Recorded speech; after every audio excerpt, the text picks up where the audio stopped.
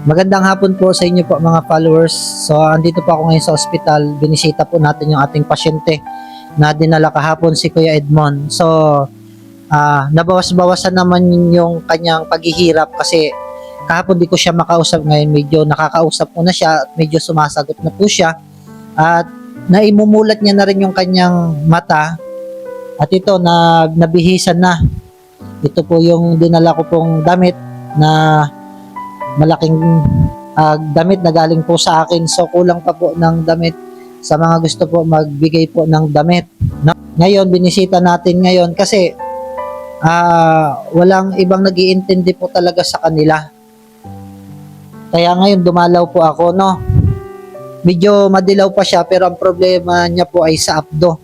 Pero kailangan ko pang tanungin kung ano pa yung nagiging problema niya. May masakit pa ba sa'yo?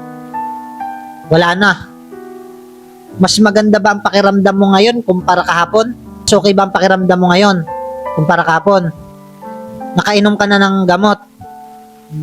Yun, mas maganda daw po yung pakiramdam niya ngayon kaysa sa kahapon. Pag-pray natin na gumaling ka at makarecover, no? Sa mga nais po na magpaabot po ng tulong, maraming pong salamat para po sa dagdag na panggastos at pagkain po nila po dito.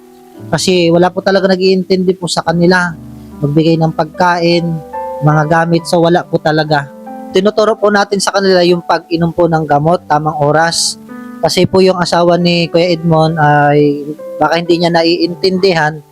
Kasi alam niyo naman po, karamihan sa ating mga katutubo ay kulang po sa edukasyon. So kailangan po talaga natin i-guide, no?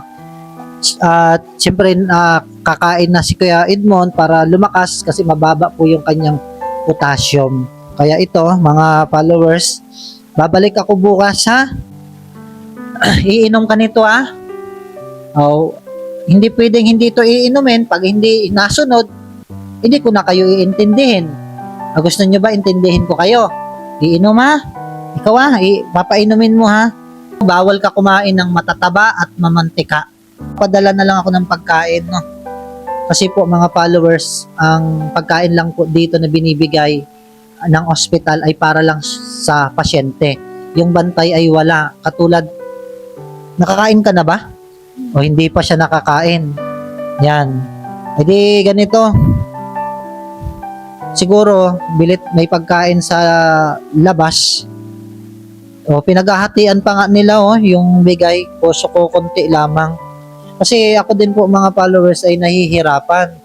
Kasi ang dami ko rin trabaho, so walang nag-iintindi kung sino magluluto, kung sino maghahatid ng pagkain sa ospital. Kaya ako sinisingit ko sa oras ko. Ano bang gusto mo? Bilhan na lang kita dyan ng pagkain o bigyan na lang kita ng pera, ikaw na lang bumili dyan. Bilhan na lang kita. Siguro nahiya ka rin lumabas, no? Ayun, bibilhan na lang natin, no? O sige. Narinig mo naman ang sinabi ko kay Edmond. Okay, sige. Bilhan na lang natin, no? Nanay, nagbili ako ng ulam, adobong manok. Pag may natira dito, pwede mong kainin bukas ng umaga. No? O, 2 kanin, no? O, sige, o. Mainit pa. Itong isa, pwede mong kainin bukas ng umaga. O, dagdag mo na lang kung kulang pa yan, ha? O, ito, adobong manok, ha? Para hindi mapanis, huwag kakamayin ko. Bubuksan ko siya gano'n na. Alam mo naman siguro yan, no? Ano, kamusta? Nakakakain-kain ka na ngayon? No? Bukas, papadala ko ng mainit na tubig. Ikaw, pwede ka na rin mag-inom-inom ng gatas, no? O, ay di pa, no? Ako iuwi na muna. Balik na lang ako bukas. Kaninang umaga, pinuntahan ko yung anak mo. Nilalagnat.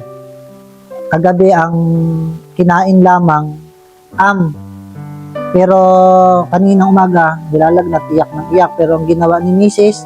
binigyan ng chopon tsaka gatas, pinasuso, no? Kaya wag mo nang isipin yung anak mo. Bisitahin ko rin, no? Binibigyan naman namin ng gatas, ha? Basta siya tutukan mo para gumaling kasi mahirap pag tumagal pa dito hindi siya gumaling. Kawawa yung 3 ninyong anak. Salamat po sa mga magpapaabot po ng tulong.